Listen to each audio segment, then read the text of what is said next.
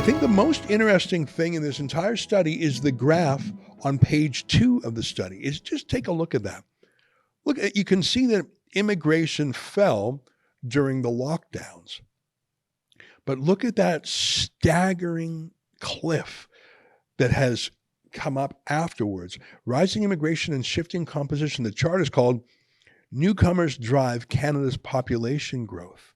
1.2 million people last year. 1.2 million. Not a quarter million, not 300,000 as is typically been.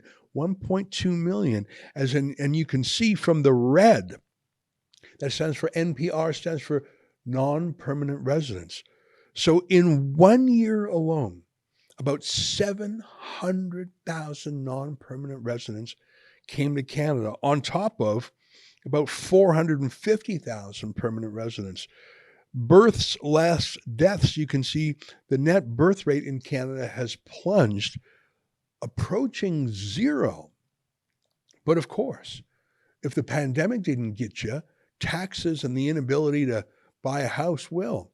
Trudeau has made it impossible to form a family and start a life. How can you do that if you don't have the money to buy your own house and you're living in your parents' place till you're 40? So natural births in Canada have plunged under Trudeau.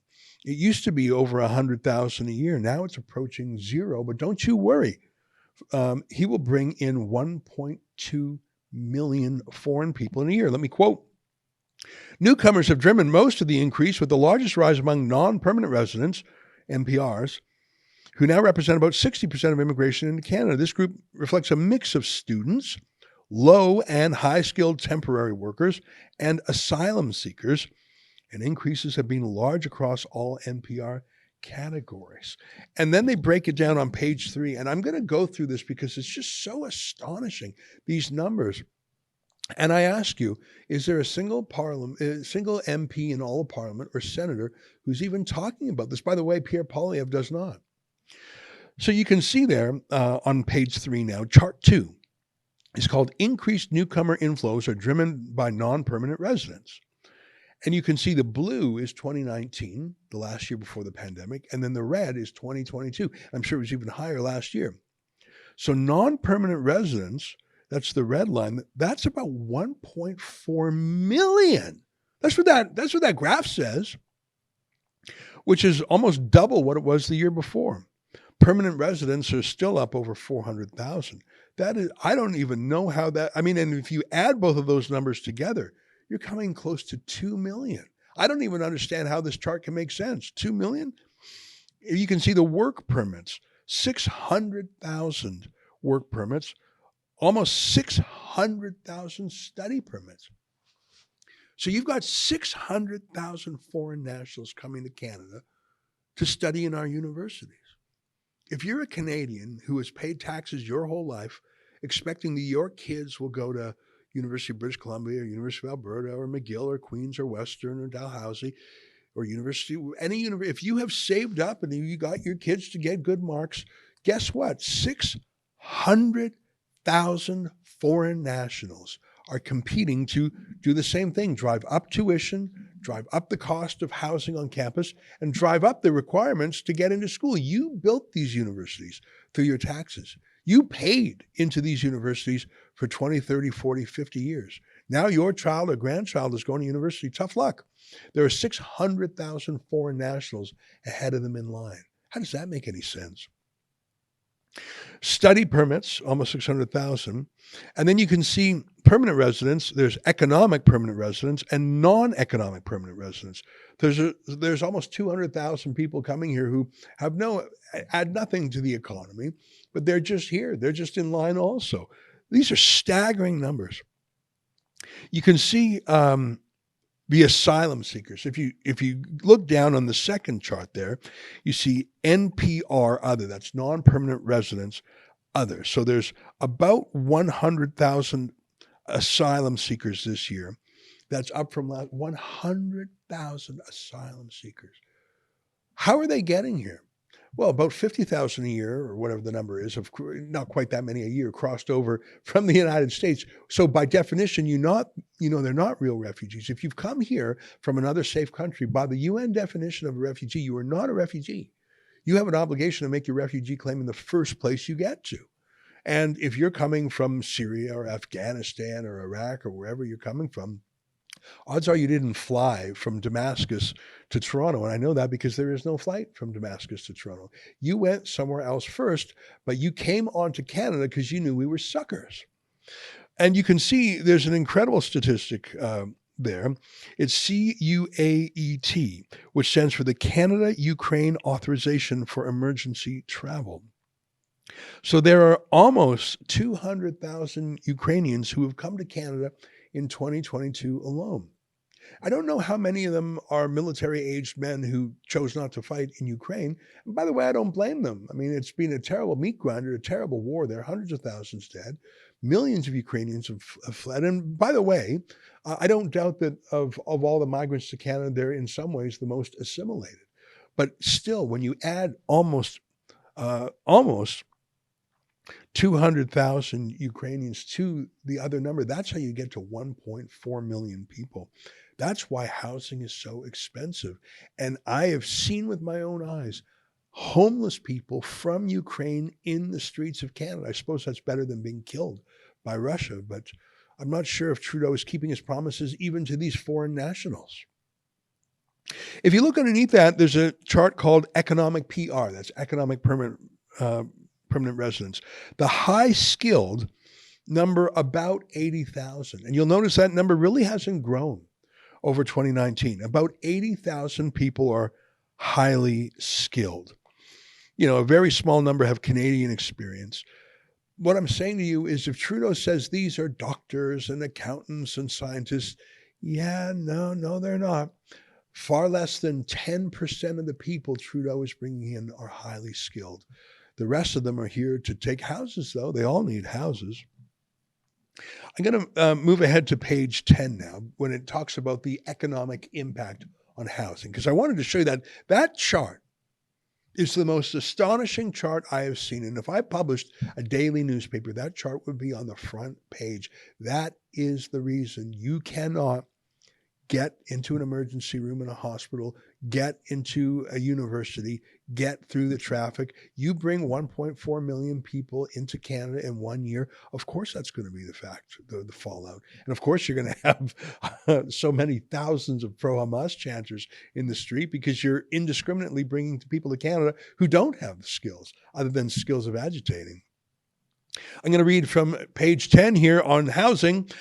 A rise in immigration to Canada may contribute more to housing imbalances than found in studies of other countries. This is because Canada already has imbalances between its housing supply and demand, and because relatively few newcomers join the construction industry. In other words, we already were short of housing. And then in the face of that, Trudeau decided to bring 1.4 million newcomers in. So it's worse than any other country that these scientists can find. And of course, we know that's true because of the comparison on both sides of Niagara Falls. Let me read a little bit more from page 11. The imbalance between housing demand and supply has risen steeply. Well, that's why the prices have shot up. That's why no one can afford it. In the 5 years preceding the pandemic outbreak, net new household formation, also known as demographic demand, modestly outpaced the construction of new homes. That means husband and wife getting married and move out on their own. That's what they mean by demographic demand. You make a household. You need a place to live now because you're not living with your parents or your roommates. However, over the past year, the gap between demand and supply surged. Altogether, Canada would need just over 200,000 additional homes to close the gap between housing demand and supply that has grown since 2015. This is equivalent to around 10 months of housing starts compared with 2.5 months in 2019. But that's just to take care of the newcomers. But Trudeau's planning to do this again next year. And he's planning to do it again the next year. And Pierre Poilievre still hasn't spoken out about it, has he? And of course, these people are not working in construction. We're not bringing home builders. We're bringing non-permanent residents, many of them low-skilled. We're bringing Tim Hortons workers. But even they need a place to live. I want to show you chart number 7 on page 12, because that talks about this demographic demand. Again, demographic demand is just a fancy economist way of saying a man and a woman get together and they want their own household now. That's that orange line. You can see demographic demand fell during the lockdowns. Families were not being formed. We will not know for years the demographic and health and social devastation caused by the lockdowns. I already showed you how natural birth in this country is approaching zero. And I blame in part the lockdowns for that. You can see demographic demand for new housing in 2021 was extremely low. But then Trudeau decided to open up our borders to anyone who wants to come, including to Hamas supporters. And it has almost quadrupled the demographic demand, that is, people starting households, since the depth of the pandemic. During the pandemic, it was less than 150,000 new homes. Now it's 550,000. Let me read the note from The Economist. Some of these pressures are evident in the inflation data. You don't say, eh? The decline in house prices in the current monetary policy tightening cycle has been less than would have been expected based on previous episodes. And shelter inflation is expected to contribute meaningfully to inflation over 2024 and 2025. Let me explain what that means. The Bank of Canada is trying to cool off the housing market by raising interest rates. They're trying to make people less likely to buy a house to reduce the prices of that by making it so expensive to get a mortgage. But because there's so many people who need houses, that even jacking up interest rates is not stopping the demand. How could it? You dumped 1.4 million people into the country. They need a place to live. So they're just paying more and more interest rates. That's why inflation is going to continue for the next 2 years. I just quoted the Bank of Canada. Let me close by citing page 14 underneath the heading Implications for Inflation. If you're wondering where inflation comes from, it's coming from a lot of places. It's coming from the fact that Trudeau has just printed hundreds of billions of dollars, which has devalued your money. So it's almost like adding counterfeit money to the pool. So your real money has less purchasing power because there's all these fake Trudeau bucks circulating. So you need more money to buy the things you used to have. He's also raising carbon taxes on everything. So everything is more expensive, especially food. But housing is a significant part of inflation because it's one of the most expensive things we buy, whether it's a mortgage or a rent payment. Let me close by citing page 14 of this study. A more significant inflationary risk appears when it comes to housing, given chronic labor shortages in the construction sector, low levels of employment by newcomers in construction, and increased housing demand by newcomers relative to supply. If this imbalance continues to add to the existing structural challenges facing housing construction in Canada, then housing-related components of the Consumer Price Index could see additional upside pressure. In other words, the price of houses are going to still go up. They say there's a lack of people in construction. I believe it. But there simply couldn't be enough people to build houses for 1 million plus people a year. And yet Trudeau insists on doing that. I watched Pierre Poilievre's 15-minute infomercial, and he had a few good points, and he talked about printing money, and he talked about inflation and things, and he was exactly right. But if you are not willing to talk about immigration and the vast numbers of people who are coming into this country, you will never solve the housing pricing issue.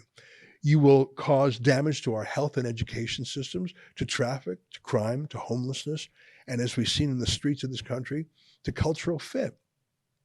Until someone in this country has the courage to talk about immigration reform, these problems simply won't go away. Hey, I got to tell you, I'm going on a cruise with a whole bunch of rebels. We're sailing out of Fort Lauderdale on March 23rd, 2024. That's not so far away, less than 6 months away. A gorgeous trip around the Caribbean. Holland America Line, boy, is that luxurious. And we're going to bring some of our favorite rebel talent. Sheila Gunn-Reid, David Menzies, and can you believe it? We're actually bringing Tamara Leach with us, and you are invited. That's rebelnewscruise.com.